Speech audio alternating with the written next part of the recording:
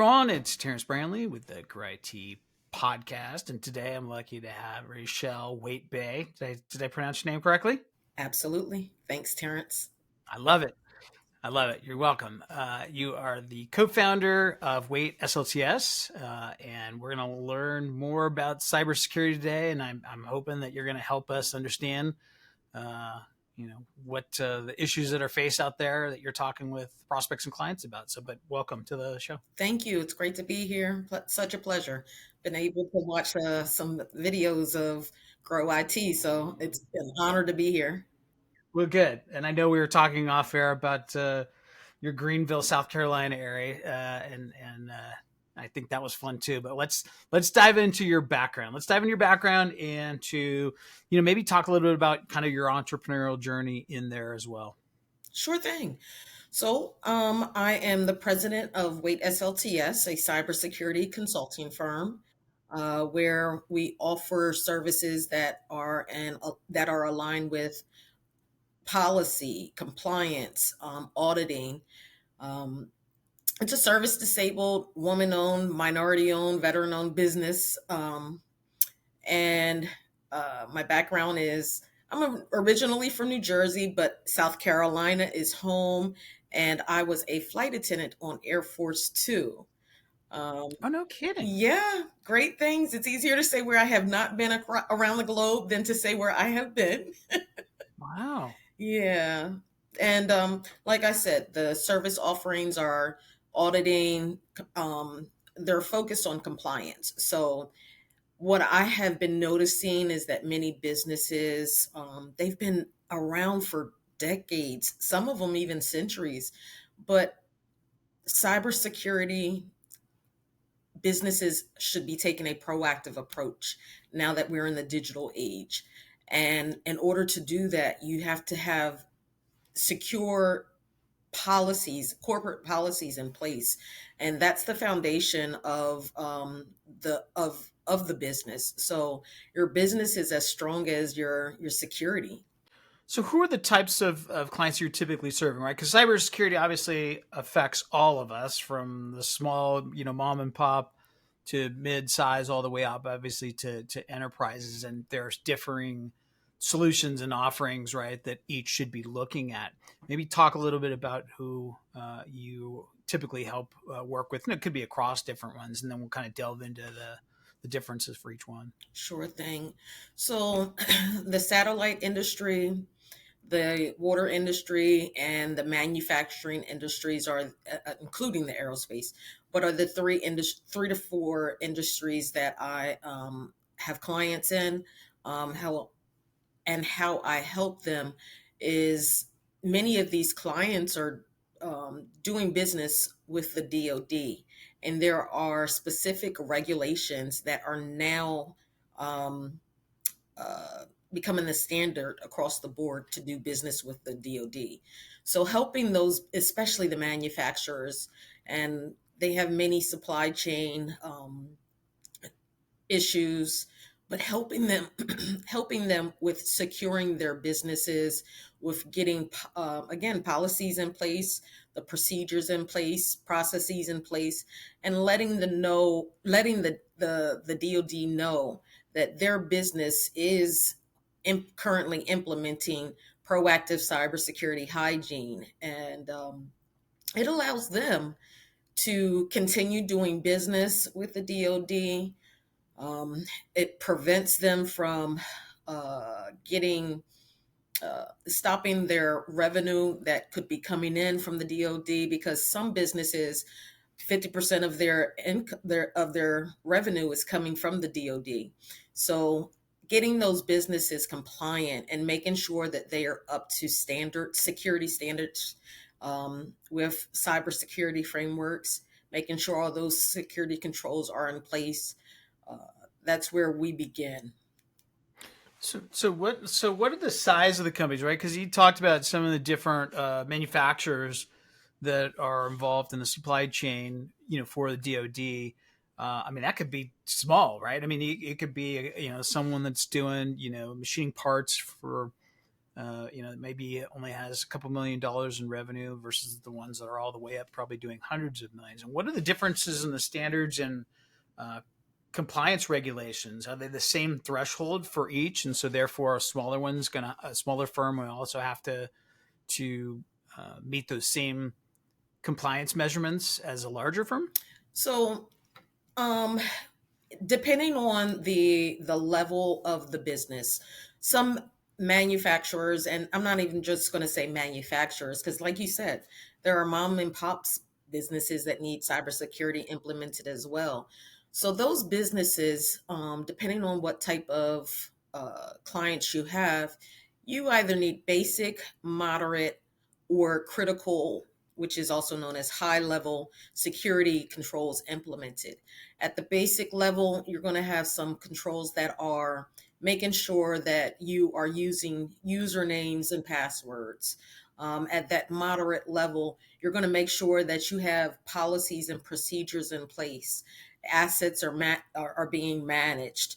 And on those higher level or critical level systems that businesses own, you're going to make sure that there's a more you're doing network monitoring, you have firewalls in place, and you're practicing your due diligence to make sure that it's harder for a hacker to hack and prevent prevent or mitigate a breach. What are some of the, so you just mentioned, can't even remember the terminologies, but like kind of less basic and middle of the road. I'm going to call them basic, middle of the road, and critical. I think I got critical right. That was one of You're a three. line, Terrence. I a simple guy. I like to simplify things. Okay, so like maybe let kind of walk us through those differences of what each of those standards may be, right? In terms of just the basic, what any basic business would want in terms of cybersecurity protection, whether it's mitigation or compliance or both, and then kind of maybe go up the ladder, so to speak. Sure thing. So, in that basic level, again, you're going to make sure that you have the bare minimum of security controls implemented. When it then when it comes to and implementing that moderate or that critical level, what you're going to do, what you want to do is have a third party come in and assess the infrastructure of the business. When that third party vendor comes in to assess the infrastructure, they're going to discover some of the gaps and have some findings that are trends within that industry. When you discover when those gaps are discovered and you have your findings, typically you'll see the risk levels of those findings, whether they are high, medium, or low findings, and those are the risks that the business is going to accept. So if the business is going to accept those risks, all stakeholders need to be involved and and make sure that they are understanding the risks that are being accepted, because you're essentially what you're doing is accepting those risks as part of the infrastructure until they're mitigated. So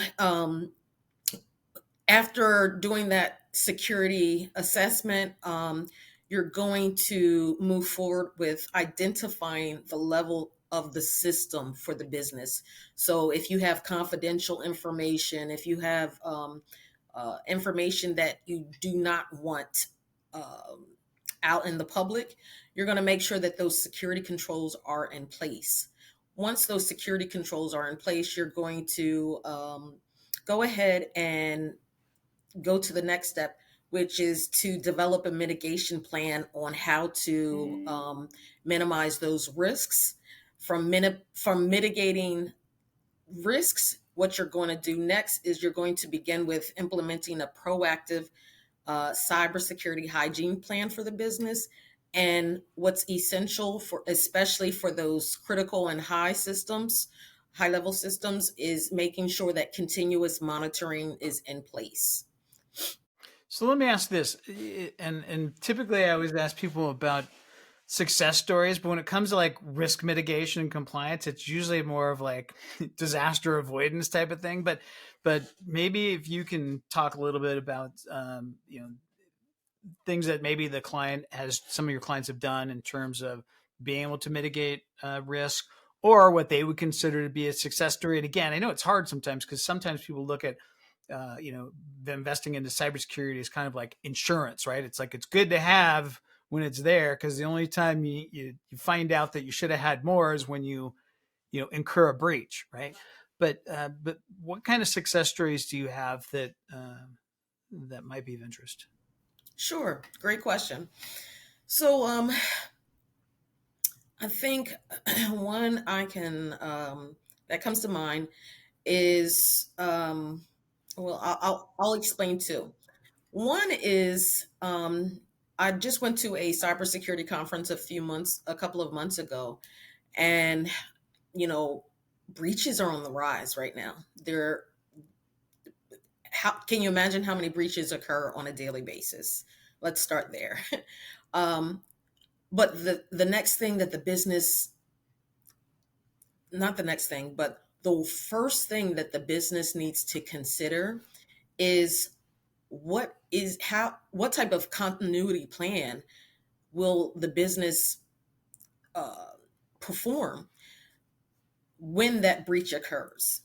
So at the cybersecurity conference, one topic that was brought up is what happens to the business when there is a breach and there's a ransomware fee that has to be paid. Some states right now are starting to implement that it's illegal for you to pay that ransomware fee. So the next question is, can you imagine, Terrence? Well, what do you do if Right. what do you do if I can't pay the fee?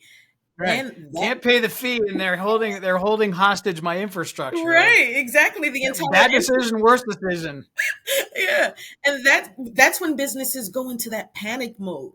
However, one thing that businesses can do to prepare them for when that breach occurs and they are being charged with paying that ransomware fee is having continuity plans, but practicing and going through a tabletop exercise on how each step or each process of that continuity plan will go into effect once that breach or that vulnerability occurs. So if it is illegal for you to pay that ransomware fee, the next step is to refer back to the corporate backups prior to the breach. It's best for businesses to have their data backed up, and once that data is backed up, you can just go through your continuity and disaster recovery plans and say, oh, okay, this is a step where we're going to implement the backups and pull up to the last active state of where the business was flowing properly. So you're not going to go back, and so you're not going to have to pay that ransomware fee. However, the key to that is making sure that the businesses are doing their due diligence and making sure that the exercises are complete and uh, there are not any hiccups when performing those exercises. I'm going to ask you. You had mentioned earlier, asking, rhetorically, how many, cybersecurity events take place on a daily basis, and I don't know the answer. I don't know if you have the top of your head, but one of the things that seems to be lead into my next question, which is AI, right? Artificial intelligence and LLMs and large learning models, right? That that is probably accelerating the bad guys out there using those tools to hack even more business and individuals from a cybersecurity standpoint. So I know there's a lot there, but I want to throw that as one big thing because I just see how AI has kind of accelerated the ability to do a lot of different things. And the first thing you can think of is like, hey, if we're thinking about doing things productively, you can bet that the bad guys are out there trying to figure out ways to use it to their advantage. So maybe you can talk a little bit about both. Sure thing. Great question. Because we're in that digital age, Terrence, where artificial intelligence, machine learning, all of these advancements in technology are there to assist us. But just as you just said, just as they are there to assist us, you have companies that are bad hacking companies, and they're doing their due diligence to find out how they can hack the systems that we're using and exploit the businesses. So even when it comes to AI, and there are standards when it comes to AI, the Internet of Things, where there's a cybersecurity framework that should be used. It's the standard, and it also is it's best practice for each industry. Making sure that those security controls are in place.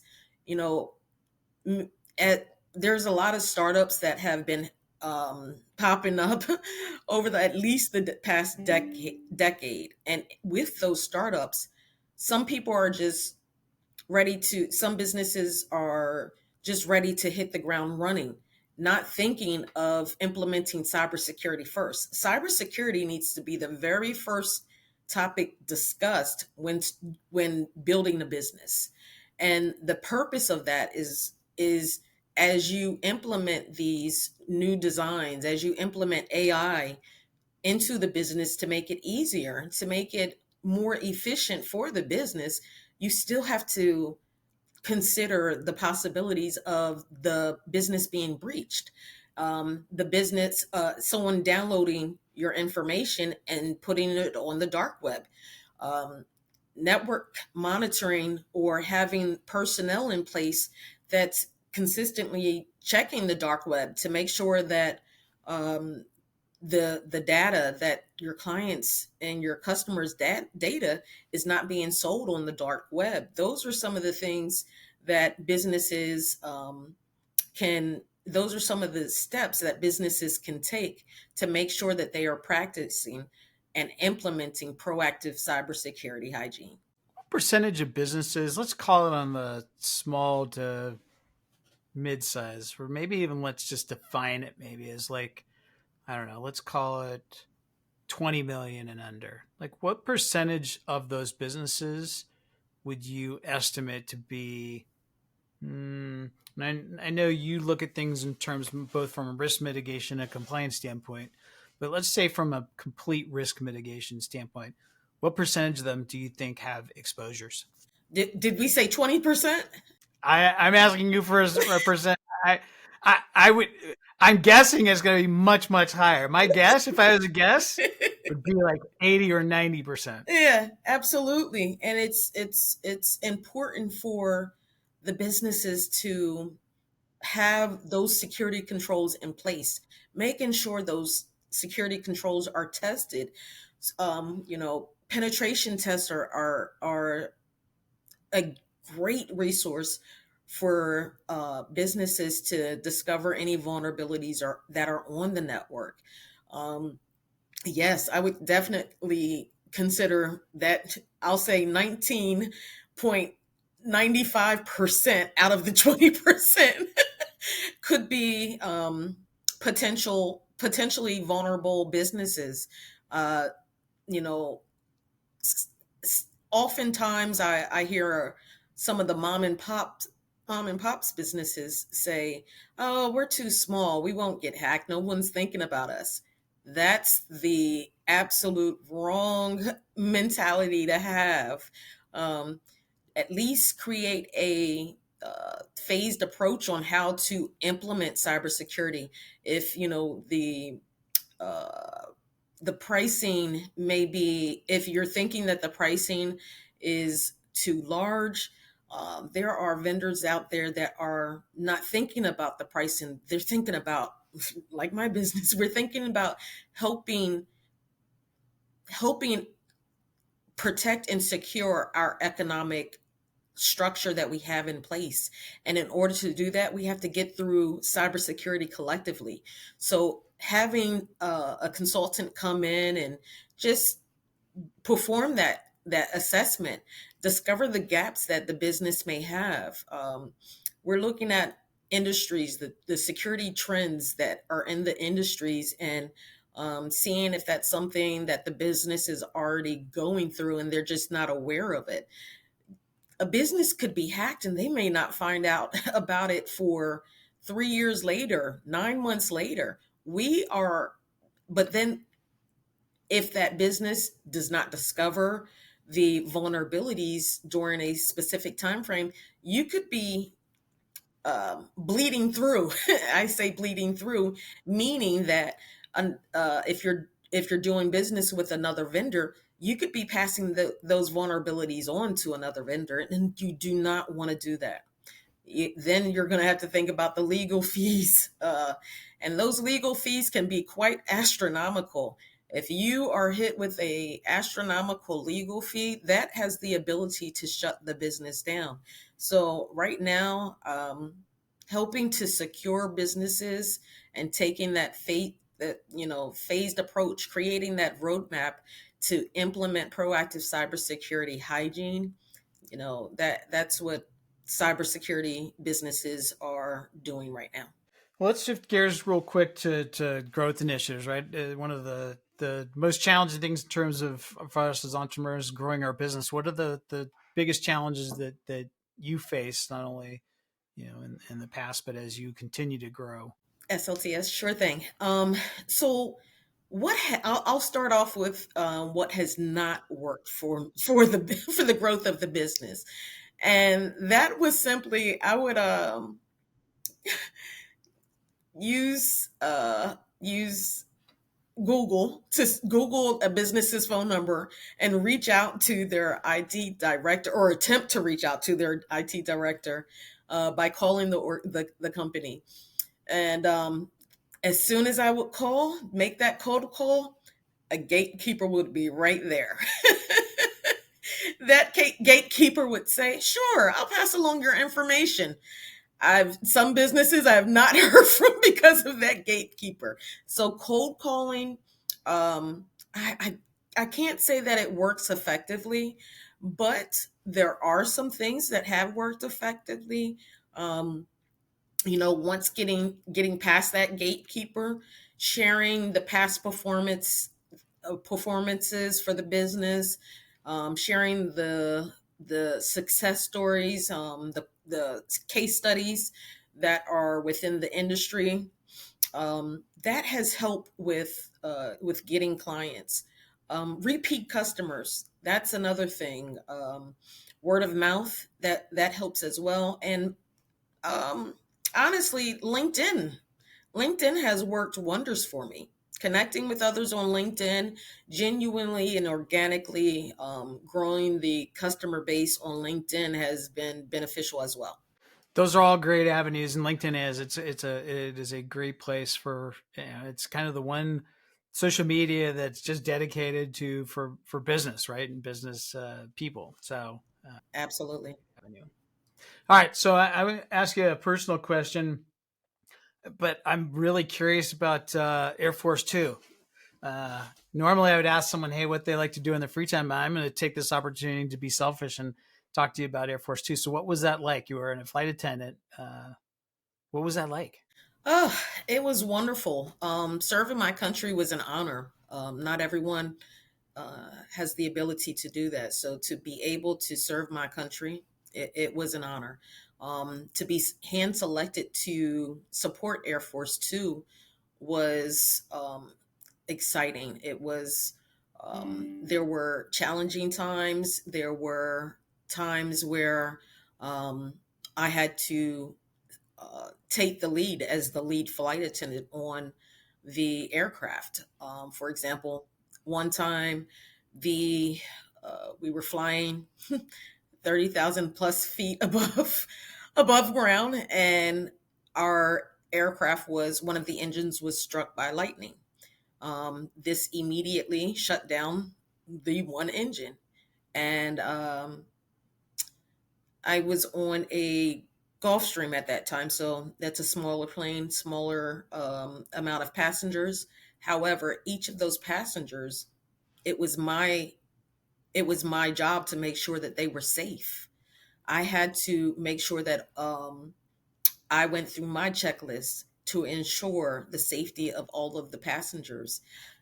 From that task and that experience, it opened the door to be hand selected to be a flight attendant also for the Supreme Allied Commander of Europe, the Hmm. SACEUR.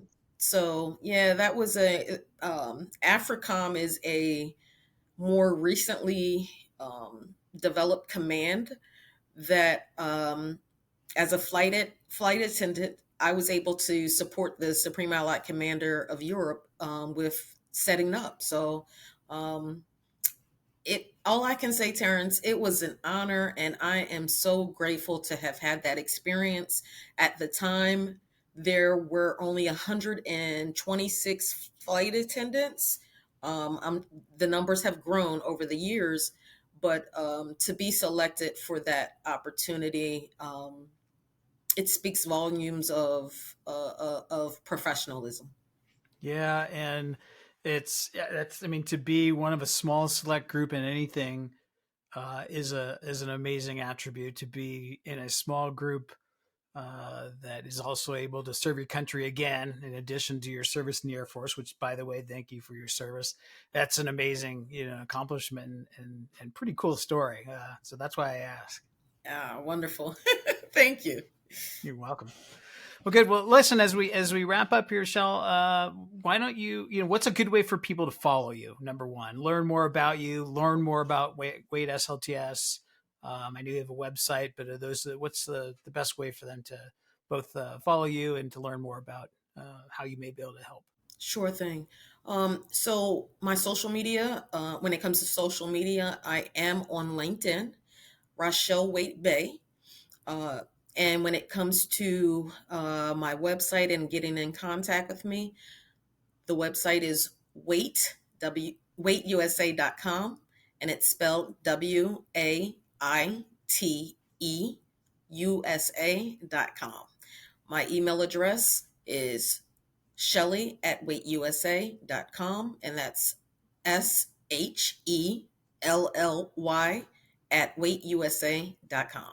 Oh, cool. Well, and I'll make sure too. You did a great job of spelling that. I'll make sure and put the links in here as well for the people who aren't smart enough to write it down or whatnot, like me. That will make sure and put those sort of easy for people to access and find you. But I'm grateful you came on today, and I've enjoyed our conversation both on before we got on our podcast and after. So Wonderful.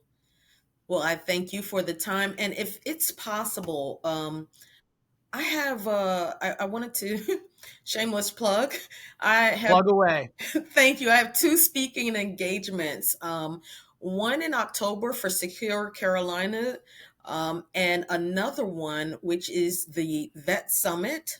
The vetsummit.com is where you can find information. And if you just left the military or getting ready to do that soon, be sure to join us this Friday, September 13th at the summit at thevetsummit.com to get all the latest free tips on how you can land a job post service. There's no charge to attend. We'll be online from 0830 to 1800 EST on Friday. So drop in anytime at thevetsummit.com. You'll get lots of ready to use resources, expert insights, and tons of tips to make your transition to civilian life easy and profitable. Join us on Friday, September 10th. Thank you. That is pretty cool. I'm always happy to help veterans of our country, not only like yourself, who served, but everyone who served. So we wouldn't be here without you guys, without you folks, and so that's That's an easy plug. That's a great thing. So I'm glad you did. Well, Terrence, I thank you. I thank you for this opportunity. I wish you luck. You're very welcome, and we'll look forward to having you again. Sounds good. Thank you.